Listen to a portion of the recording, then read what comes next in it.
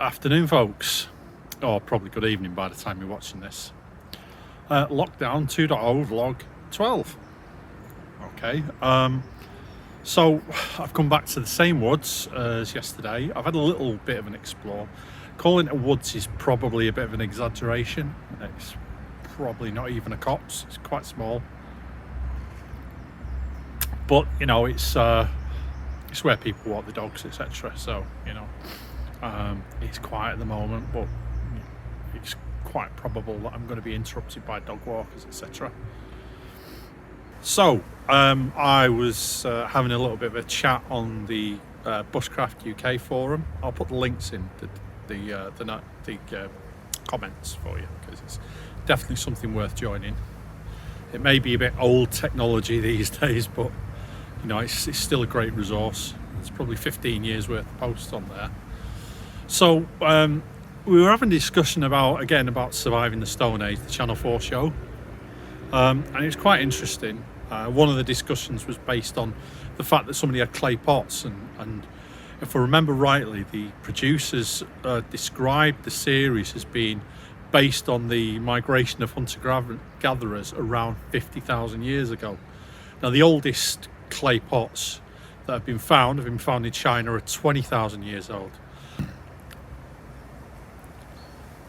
Now, there's an archaeological saying that absence of evidence isn't evidence of absence, but based on the balance of probabilities, either clay pots that are fired don't survive longer than that, or they don't exist older than that. And I think the likelihood is the latter. It may be that they used dried clay pots at some point.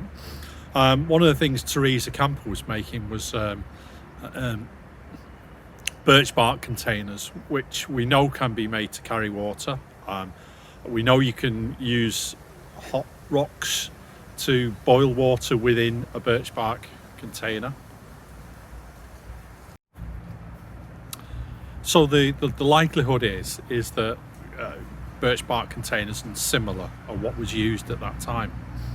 I think now, looking at the pattern so far, failing to catch fish in the first episode, catching fish in the second episode, failing to hunt an animal in the second episode, and bad looks of it, successfully capturing hunting animals in the third episode.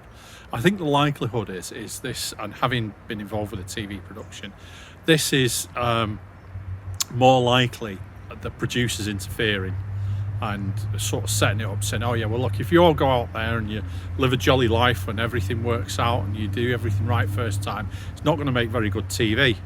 So I think this was something that was set up rather than something that you can lay at the blame of the participants.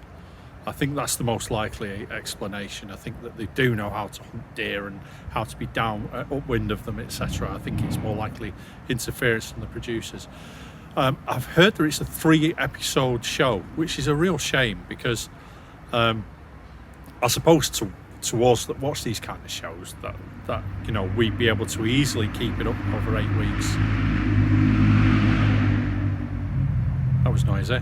But I suppose a general audience probably would lose interest, so that's probably the case. One of the other things was really how poor some of the shelters were, considering the expertise on hand. Again, I think that's exactly the same thing. I think it's interference from the producers. They wanted some of them to be cold and wet and complain about being cold and wet. I know my first attempt at building a bushcraft shelter, I'll see if I can find a picture and I'll put it in the video,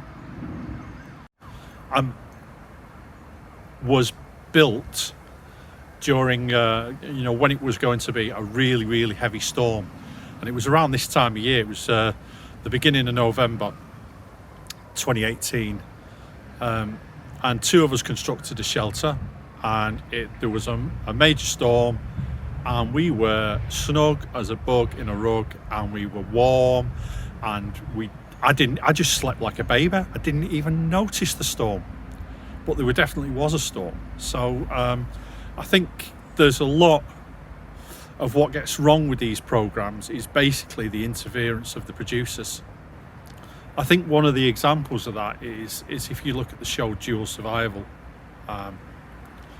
Certainly what we heard in the aftermath of Cody Lundeen leaving the show under very not very good circumstances, and the behaviour of Joe Tetty, and you know, later reports of things that happened with him.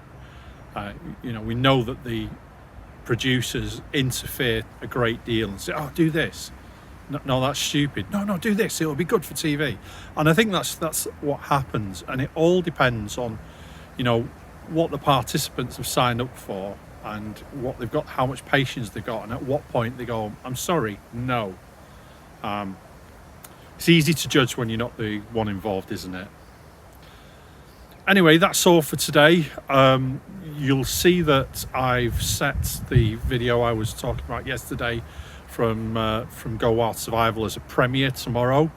That'll be available at 7 p.m. I hope you watch that and I hope you enjoy it. I still plan to do a vlog as well tomorrow. Again, not sure what time.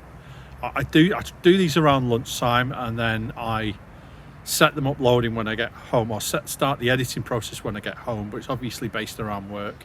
Work comes first. When I finish work, I finish the editing, finishing the export and then the upload. And the export and upload take a little while.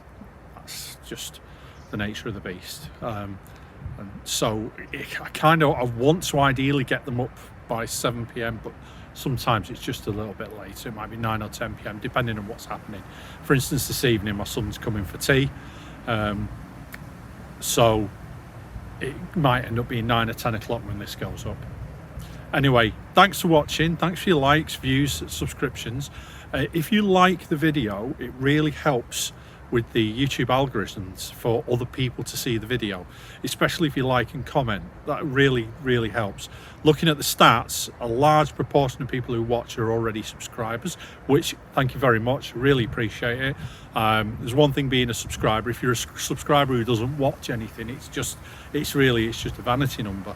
So I really appreciate you watching, but the interactions help me gain subscribers by helping me get to a wider audience. So if you could do that, it'd be massively appreciated, and I'll see you in the next one.